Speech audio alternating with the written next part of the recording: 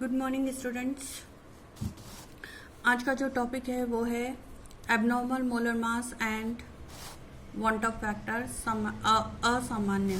असामान्य आणविक द्रव्यमान तथा वांट ऑफ गुणांक हिंदी में कहते हैं। Very important topic is this, बहुत इंपॉर्टेंट टॉपिक है। आफ्टर कॉलिगेटिव प्रॉपर्टी जितने भी पॉइंट्स थे, टॉपिक्स थे, इंपॉर्टेंट थे इस चैप्टर के, वो मैं ऑलरेडी ले चुकी हूँ सारे, लेकिन उनमें जो छोटे टॉपिक्स छूट गए हैं उनका मैं अलग से वीडियो बना दूंगी। ठीक है, तो बच्चों आज अपन पढ़ेंगे असामान्य आणविक द्रव्यमान, एबनॉर्मल मोलर मास और वांट ऑफ फैक्टर। बहुत समझने की चीज है, try to understand it. Okay, I will try to make you understand. देखो, एबनॉर्मल मोलर मास, देखिए जितनी भी कॉलिगेटिव प्रॉपर्टीज हमने पढ़ी, उन कॉलिगेटिव प्रॉपर्टीज में हमने मॉलिक्यूलर वेट कैलकुलेट करके निकाला है लास्ट में, molecular weight of solute, correct, यानी MB की वैल्यू निकाली है सभी कॉलिगेटिव प्रॉपर्टी में। लेकिन ये कॉलिगेटिव प्रॉपर्टी जो हमने मॉलिक्यूलर वेट कैलकुलेट किया है हर कॉलिगेटिव प्रॉपर्टी में, वो मॉलिक्यूलर वेट जो है वो एब्सोल्यूट नहीं है या करेक्ट नहीं है, इट इज अबनॉर्मल। जो मोलर मास हमने सॉल्यूट का कैलकुलेट करके निकाला है वो एबनॉर्मल है, इट्स नॉट नॉर्मल। ऐसा क्यों, करेक्ट क्यों नहीं है? क्योंकि उसका रीजन ये है कि पहली बात तो दो कंडीशन होनी चाहिए करेक्ट होने के लिए। Molecular weight of solute correct होने के लिए दो कंडीशन होनी चाहिए।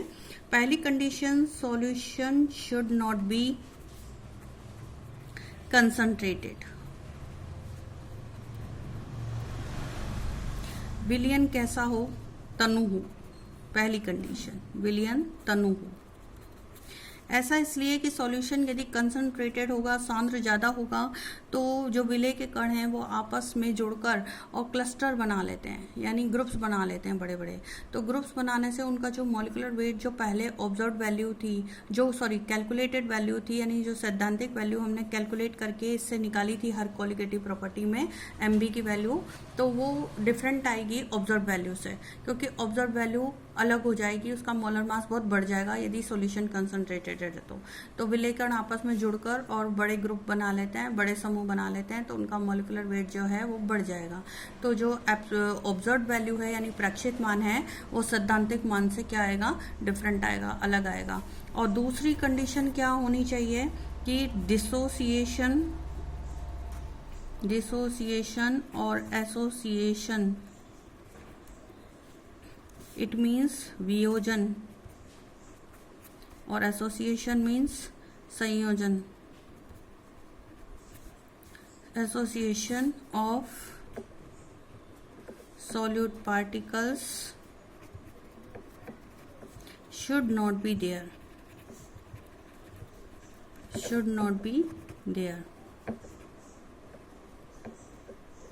ये सेकंड कंडीशन है कि सॉल्यूशन में सॉल्यूट पार्टिकल्स का, विलय कणों का ना तो वियोजन होना चाहिए और ना ही संयोजन होना चाहिए। जैसे मैं अब इसको एक उदाहरण से देख के बता रही हूँ, एग्जाम्पल से। जैसे फर्स्ट डिसोसिएशन का केस ले रहे हैं, सपोज डिसोसिएशन का केस ले रहे हैं हम।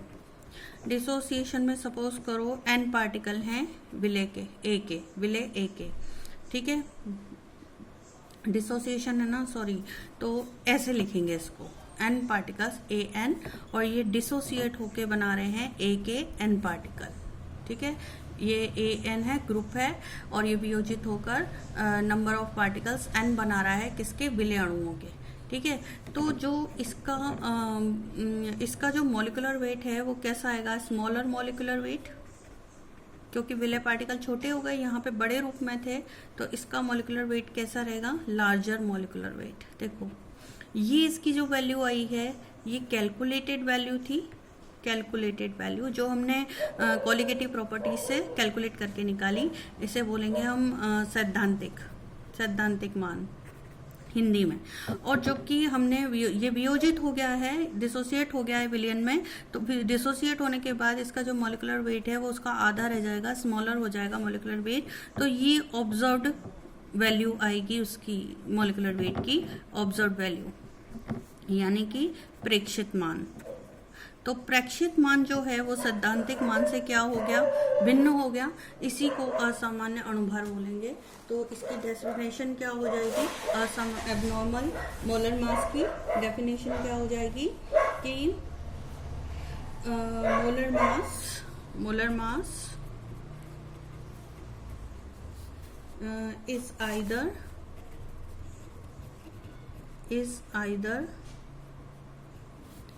lower or higher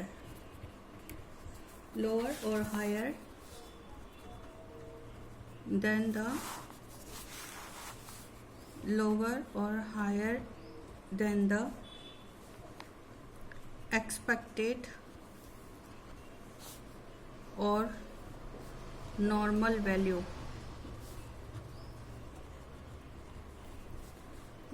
value of, ये इसको हम कैलकुलेटेड भी कहते हैं, कंफ्यूज मत हो।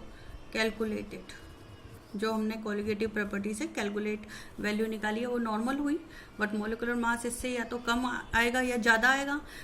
मॉलिक्यूलर मास कम कब आएगा, अपन ने अभी थोड़ी देर पहले देखा कि डिसोसिएशन के केस में स्मॉलर मॉलिक्यूलर पार्ट वेट हो गया, तो स्मॉलर वैल्यू आई है ना, लोअर वैल्यू आई है मोलर मास की। तो जो ऑब्जर्व वैल्यू है वो नॉर्मल वैल्यू से क्या आई है, डिफरेंट आई है। तो इज आइदर लोअर और हायर देन द एक्सपेक्टेड और normal value of molar mass. This is called as abnormal molar mass, ये इसकी डेफिनेशन हो गई।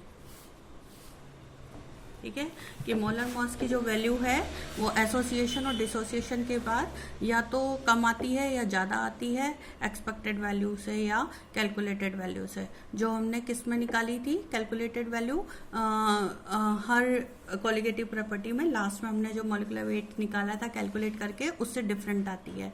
यदि जो सॉलिड पार्टिकल है वो इट शोज डिसोसिएशन और एसोसिएशन इन द सॉल्यूशन, यदि वो विलयन में संगुणन या वियोजन दर्शाता है। ठीक है, तो इसी को हम एब्नॉर्मल मोलर मास कहते हैं। तो वियोजन या संगुणन के कारण विलयन के असामान्य अणुसंख्यक गुणों का कारण स्पष्ट करने के लिए वॉन्टॉफ नाम के वैज्ञानिक ने वॉन्टॉफ नाम के वैज्ञानिक ने एक गुणांक दिया जिसे हम वॉन्टॉफ गुणांक के नाम से जानते हैं, वॉन्टॉफ फैक्टर। इस परेशानी को दूर करने के लिए, ठीक है, जिसे हम आई से डिनोट करते हैं, आई से। अब होता क्या है, मैं एक चीज़ और बताऊंगी यहाँ पर कि डिसोसिएशन का केस जो हमने लिया था अभी थोड़ी देर पहले, इसका एक एग्जांपल देती हूँ मैं, उससे आपके और क्लियर हो जाएगा। जैसे NaCl का हम 1 मोल ले रहे हैं, करेक्ट। अब इसका डिसोसिएशन जब हम कराएंगे, डिसोसिएशन, तो डिसोसिएशन से हमें 1 मोल Na+ मिलेंगे और 1 मोल Cl- मिलेंगे। इट मीन्स हमको डिसोसिएशन से कितने मोल मिल रहे हैं, 1 मोल NaCl से हमें मिल रहे हैं 2 मोल्स Na+ और Cl- के। ठीक है, तो इसका मतलब कोलिगेटिव प्रॉपर्टी जो है वो क्या हो गई, इंक्रीज हो गई। कोलिगेटिव प्रॉपर्टी क्या हो गई, अणुसंख्यक गुण इंक्रीज हो गए। और यदि हम मॉलिक्यूलर वेट देखें इसका तो क्या आएगा, हाफ आएगा, जस्ट हाफ आएगा। तो मॉलिक्यूलर वेट जो है is inversely proportional to colligative property. Colligative property यदि बढ़ेगी, इंक्रीज होगी डिसोसिएशन के कारण, तो मॉलिक्यूलर वेट क्या हो जाएगा, डिक्रीज। ये अभी थोड़ी देर पहले देखा था हमने कि डिसोसिएशन के कारण जो मॉलिक्यूलर वेट है वो क्या हो गया, स्मॉल हो गया, जस्ट हाफ हो गया। और कोलिगेटिव प्रॉपर्टी बढ़ गई क्योंकि हम मल्टीप्लाई कर रहे हैं ए को, तो कोलिगेटिव प्रॉपर्टी तो बढ़ रही है बट मॉलिक्यूलर वेट क्या हो रहा है, डिक्रीज हो रहा है। तो दोनों एक दूसरे के क्या हो गए, अपोजिट हो गए। एक एग्जाम्पल और दे देती हूँ मैं इसमें, देखिए एक एग्जाम्पल और देती हूँ जिससे और क्लियर हो जाएगा। जैसे सपोज करो 1 मोल CaCl2 है, अब इसका डिसोसिएशन करा रहे हो तुम, ठीक है, तो डिसोसिएशन से 1 मोल Ca+2 मिलेगा और 2 मोल्स ऑफ Cl माइनस मिलेंगे। तो टोटल में मोल्स कितने हो गए, 2 + 1 3 मोल्स हो गए। इट मीन्स 1 मोल CaCl2 के डिसोसिएशन से 3 मोल आपको Ca और Cl के आयंस मिलेंगे डिसोसिएशन के बाद।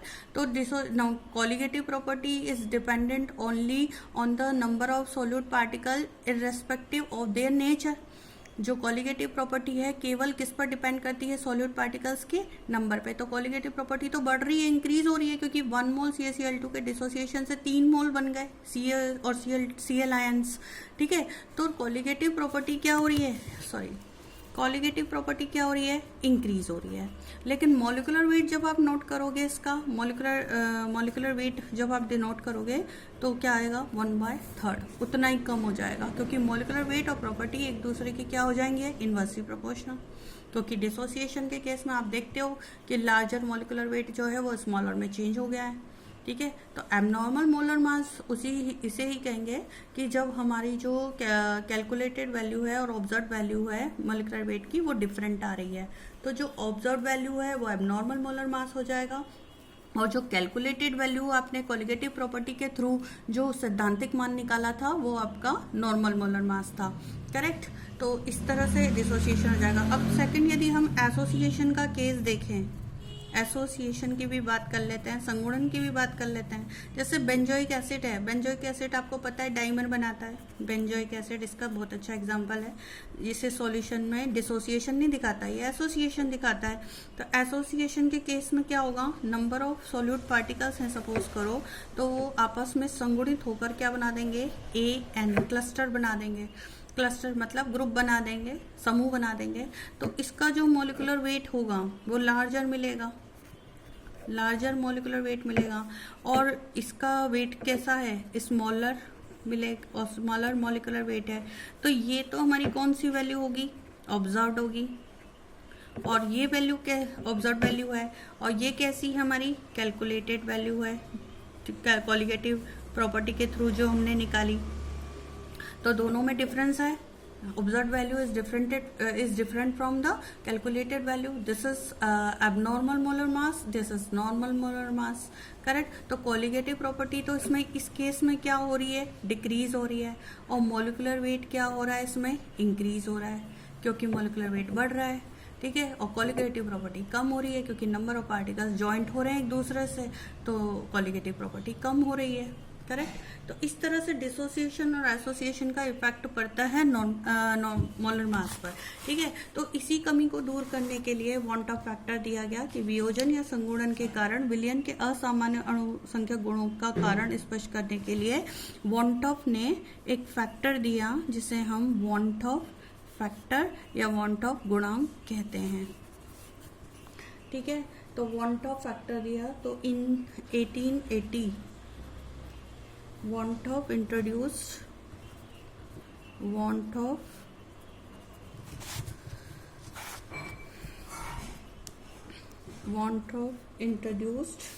a factor known as the want of factor for the extent of, मात्रा बताने के लिए किसकी, डिसोसिएशन और एसोसिएशन की। तो this factor is defined as I is equal to normal molar mass upon abnormal molar mass. और करके हम लिख सकते हैं, नॉर्मल को हम क्या लिख सकते हैं, नॉर्मल को हम लिख सकते हैं कैलकुलेटेड मोलर मास अपॉन, और एबनॉर्मल जो कि बाद में आई, ऑब्जर्व वैल्यू आई, तो ऑब्जर्व्ड मोलर मास। करेक्ट, तो आई को हम यदि हम कॉलिगेटिव प्रॉपर्टी के बेस पे देखें तो इसका अपोजिट रिवर्स हो जाएगा, ये ऊपर आ जाएगा, ये वो नीचे आ जाएगा। Molecular weight is inversely proportional to colligative property. तो यदि इसकी जगह हम कॉलिगेटिव प्रॉपर्टी लिखें तो क्या आएगा, observe value of colligative property upon calculated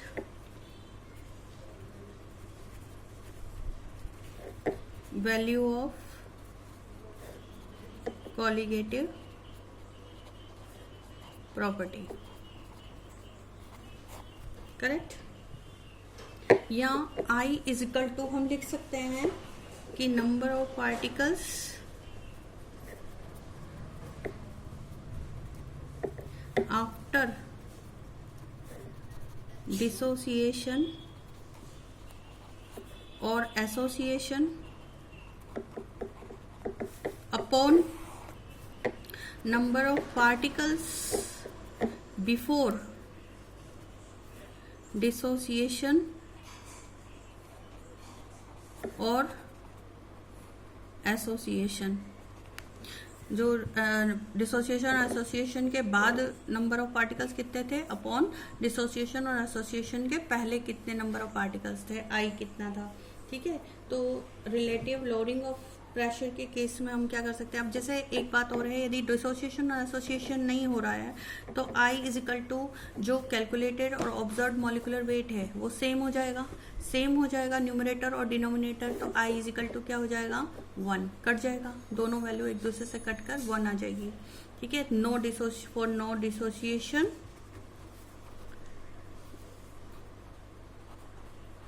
और एसोसिएशन। ठीक है, I will be greater than 1 for dissociation. ऐसा क्यों हुआ, क्योंकि डिसोसिएशन के केस में जो कैलकुलेटेड मॉलिक्यूलर वेट था वो कैलकुलेटेड जो था वो ज़्यादा था, क्योंकि डिसोसिएशन हो रहा था और ऑब्जर्व्ड कम था। तो न्यूमरेटर ज़्यादा है, डिनोमिनेटर कम है, तो I से क्या हो जाएगा, I का मान जो है वैल्यू है वो it will be greater than 1। ठीक है, और I is lesser than 1 for association of solid particles. Solid particles का यदि एसोसिएशन हो गया तो जो कैलकुलेटेड मॉलिक्यूलर वेट है वो ज़्यादा आएगा, कम आएगा, और ऑब्जर्व वैल्यू जो है वो ज़्यादा आएगी। क्योंकि एसोसिएशन हो रहा है तो ऑब्जर्व वैल्यू डेफिनेटली ज़्यादा होगी, तो न्यूमरेटर जो है वो डिनोमिनेटर से क्या होगा, कम होगा। तो I की वैल्यू जो होगी वो 1 से कम होगी फॉर एसोसिएशन। ये तीनों पॉइंट्स भी आपको रिमेंबर रखने, कीप इन माइंड, ध्यान रखने। ठीक है, तो अब हम सारी वैल्यूज को पुट करते हैं। जैसे हमने फर्स्ट कॉलिगेटिव, अब सारे चेंजेस करते हैं, वांट ऑफ फैक्टर को इंट्रोड्यूस कराते हैं हर कॉलिगेटिव प्रॉपर्टी में। तो फर्स्ट कॉलिगेटिव प्रॉपर्टी थी हमारी लोअरिंग ऑफ वेपर प्रेशर। तो लोअरिंग ऑफ वेपर प्रेशर के लिए जैसे सपोज करो I इज इक्वल टू हमने क्या निकाला था, I जो P naught A minus P total upon P naught A is equal to x भी था, तो वहाँ पे अब आपको मल्टीप्लाई करना पड़ेगा I फैक्टर से, क्योंकि यदि डिसोसिएशन या एसोसिएशन आ रहा है तो आप I से मल्टीप्लाई करोगे तो XB की जो वैल्यू आएगी वो करेक्ट वैल्यू आएगी।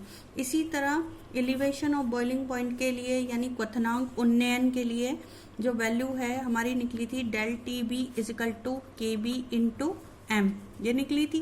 लेकिन अब इसमें भी हमें वांट ऑफ फैक्टर I से क्या करना पड़ेगा, मल्टीप्लाई, ये इंट्रोड्यूस करना पड़ेगा फैक्टर। क्योंकि यदि 1 मोल NaCl से 2 मोल NaCl मिल रहे हैं तो आपकी जो वैल्यू है वो अलग आएगी, डिफरेंट आएगी जब हम ऑब्जर्व निकालेंगे। तो कैलकुलेटेड को सही करने के लिए, ऑब्जर्व के बराबर लाने के लिए हमें I से क्या करना पड़ेगा, मल्टीप्लाई करना पड़ेगा। यानी 2 मोल NaCl के लिए 2 से मल्टीप्लाई करना पड़ेगा I को। I की जगह में क्या वैल्यू रख देंगे, 2। थर्ड, जैसे कि डिप्रेशन ऑफ फ्रीजिंग पॉइंट पढ़ा था हमने, हिमांक अवनमन पढ़ा था, del T F is equal to K F into M पढ़ा था। इसमें भी हमें आई से मल्टीप्लाई करना पड़ेगा कि डिसोसिएशन यदि हो रहा है NaCl का तो 1 मोल की जगह हमें 2 मोल यहाँ पे रखेंगे तो 2 से मल्टीप्लाई करना पड़ेगा के एफ और एम को, ठीक है, तभी वैल्यू सही आएगी। और फोर्थ हमारा पाई इज इक्वल टू जो हमारा परासरण दाब था, ऑस्मोटिक प्रेशर था, वो था हमारा C into R into T, pi is equal to CRT। अब इसको भी वॉन्ट ऑफ फैक्टर आई से मल्टीप्लाई करना पड़ेगा।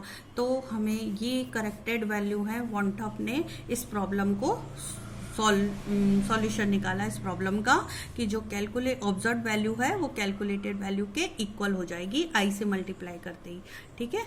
तो हम इसे शॉर्ट में भी लिख सकते हैं, I is equal to del P observe upon delta P pressure में जो है वो theoretical is equal to del T B का देखें, यदि हम क्वथनांक का उन्नयन देखें तो ऑब्जर्व वैल्यू ऊपर रखेंगे, और क्योंकि ये सब क्वालिटेटिव प्रॉपर्टी है ना तो ऑब्जर्व वैल्यू हमेशा ऊपर आती है क्वालिटेटिव प्रॉपर्टी में। मॉलिक्यूलर वेट के केस में कैलकुलेटेड वैल्यू ऊपर आती है, तो यहाँ पर थ्योरेटिकल नीचे ही आएगी हमेशा theoretical value. Depression of freezing point के केस में क्या हो जाएगा, del T F observe value upon del T F theoretical value is equal to last हमारा था परासरण दाब ऑस्मोटिक प्रेशर, तो पाई की ऑब्जर्व वैल्यू अपॉन पाई की theoretical value. Observe value means प्रेक्षित मान और थ्योरेटिकल वैल्यू मतलब सैद्धांतिक मान, तो दोनों में अपॉन करके निकाल लेंगे, ठीक है। तो ये आपका हो गया आज वॉन्ट ऑफ फैक्टर फिनिश, ठीक है। इसके बाद हम वॉन्ट ऑफ फैक्टर और वियोजन की मात्रा अल्फा, इनमें थोड़ा सा डिफरेंस रिलेशन समझेंगे, ठीक है। Thank you very much.